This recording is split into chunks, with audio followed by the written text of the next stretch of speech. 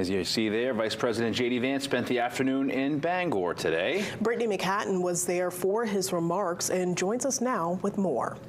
Well, thank you, Brian and Sierra. Earlier this year, President Donald Trump tapped Vance to lead a task force to eliminate fraud.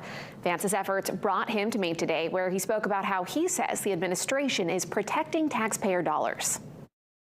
Today is a great day for Maine, and I am truly thankful to welcome the Vice President of the United States to the Pine Tree State. Republicans from across the state gathered at Bangor International Airport Thursday for a visit from Vice President J.D. Vance. Before Vance's arrival, other speakers addressed the crowd, including Penobscot County Sheriff Troy Morton and former Governor Paul LePage. J.D. Vance being here today is a warning shot to every fraudster, scam artist, and corrupt bureaucrats protecting our broken system. It's time to squash it. The Vice President of the United States of America, J.D. Vance.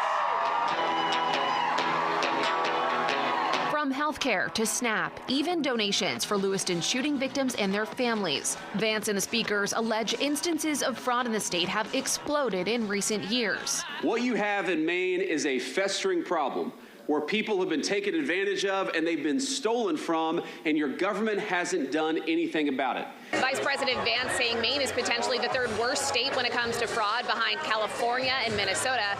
He says one of the major issues is what he calls the Mills administration's unwillingness to work with the Trump administration to combat fraud.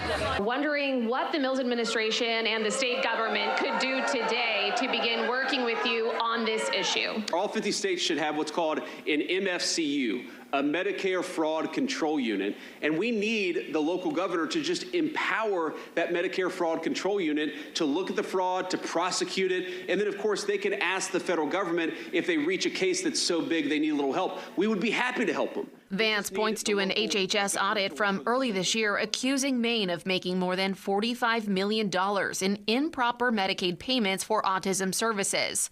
He says he believes that is just the tip of the iceberg here. But I suspect we are going to find hundreds of millions of more dollars every single month that we look in the state of Maine, because this is not a state that takes it seriously.